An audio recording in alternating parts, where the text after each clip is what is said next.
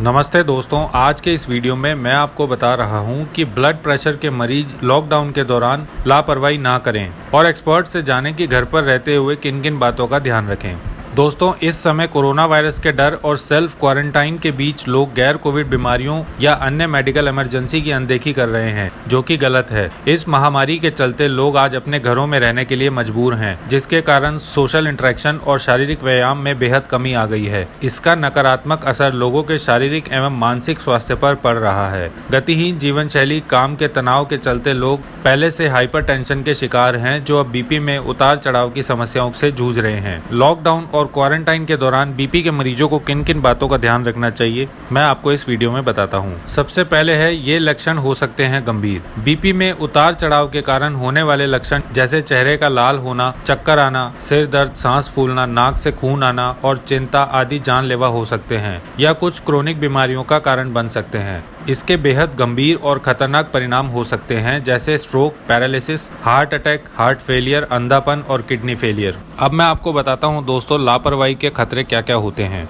BP में उतार चढ़ाव के कारण स्ट्रोक, ब्लड प्रेशर के कम ज्यादा होने से शरीर की धमनियों को नुकसान पहुंचता है, जिसके चलते धमनियां, आर्टरीज अचानक फट सकती हैं या उनमें रुकावट आ सकती है। अगर दिमाग की आर्टरीज कमजोर हो जाएं तो स्ट्रोक की संभावना बढ़ जाती है। इसलिए स्ट्रोक की संभावना को कम करने के लिए बीपी पर नियंत्रण रखना बेहद जरूरी है।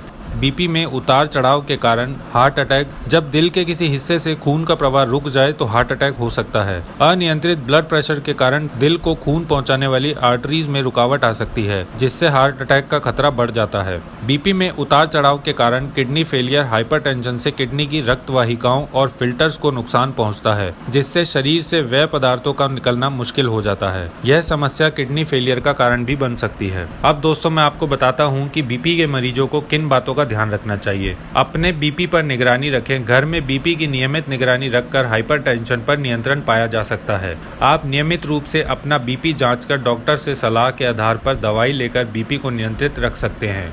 डॉक्टर की सलाह के अनुसार नियमित रूप से दवाई लेते रहें। शारीरिक फिटनेस या योगा को अपनाएं। उम्र बढ़ने के साथ हाई ब्लड प्रेशर की संभावना बढ़ती है। इसके लिए व्यायाम बेहद फायदेमंद हो सकता है। अगर आपका ब्लड प्रेशर हाई है तो व्यायाम के द्वारा आप इस पर नियंत्रण पा सकते हैं। इसके लिए आपको दौड़ लगाने या जिम की जरूरत नहीं है। इसके बजाय सैर या सामान्य शारीरिक व्यायाम से ही आप बीपी पर नियंत्रण पा सकते हैं। जंक फूड, कार्बोनेटेड ड्रिंक्स या शराब का सेवन सीमित मात्रा में करें। गैर संचारी रोगों के 30% मामलों में गैर सेहतमंद आहार और व्यायाम की कमी ही मुख्य कारण होते हैं, जिनकी रोकथाम संभव है। बहुत ज्यादा मात्रा में सैचुरेटेड फैटी एसिड और ट्रांस फैटी एसिड, ज्यादा नमक या ज्यादा चीनी का सेवन हाइपरटेंशन सहित दिल की बीमारियों का कारण हो सकता है। दोस्तों, कोरोना वायरस भी हो सकता है बीपी के मरीजों के लिए खतरनाक। कई शोध में यह चिंता जताई गई है कि बीपी के मरीजों को दी जाने वाली दवाओं से शरीर में एक प्रोटीन ACE2 की मात्रा बढ़ जाती है। ऐसी कोशिकाओं पर कोरोना वायरस ज्यादा आक्रामक होता है और मरीज इन्फेक्शन के लिए ज्यादा संवेदनशील हो जाता है।